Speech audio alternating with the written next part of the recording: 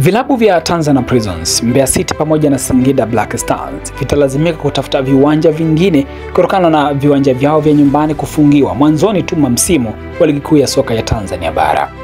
Kupitia taarifa rasmi iliyochapishwa na shirikisho la soka Tanzania TFF, shirikisho hilo limevifungia viwanja vya nyumbani vya vilabu hivyo, ikiwa uwanja wa CCM Liti mkoani Singida, uwanja wa Sokoine katika jiji la Mbeya, na hivyo kulazimu vilabu ambao vimekuwa vikitumia viwanja hivyo, Singida Black Stars watalazima kutafuta uwanja mwingine, ama wahamie katika dimba lao la Airtel Stadium, ama watafute uwanja mwingine kama uwanja wao haujakamilika kutokana na kwamba CCM Liti umefungiwa kutokana na kutokukizi vigezo vilivyowekwa na shirikisho hilo kutumika kwenye ligi kuu ya soka ya Tanzania bara. Sambamba na Singida Black Stars, klabu ya Mbeya City nayo italazimika kutafuta uwanja mwingine sambamba na majirani zao Tanzania Prisons ambao walikuwa wakiutumia uwanja wa CCM Sokoine katika jiji la Mbeya.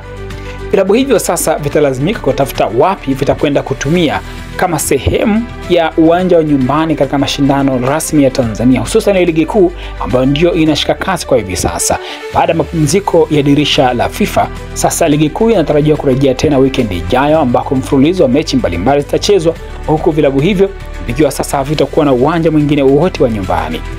Shirikisho la soka Tanzania TFF limekuwa na kuvifungia viwanja mwanzoni mwa msimu, na swali kubwa ambalo limekuwa likiulizwa ni je, shirikisho hilo halikukagua viwanja hivyo kabla ya msimu kuanza, na hivyo kusubiri mpaka msimu uanze na kisha ndipo lianze kufungia viwanja hivyo? Lakini swali la pili muhimu ni je, vilabu hivi ambao vinatumia viwanja hivyo vimekuwa vikitambua na kufanya maandalizi sahihi ya viwanja vyao, ama ni desturi na bilinge ambazo zimekuwa ni za kawaida katika soka la Tanzania kwa hivi sasa, kwa kuwa viwanja vingi vina changamoto inayofanana? Tuandikie maoni yako. Hii ni Travel TV, mimi ni Mbushi Kwelasa.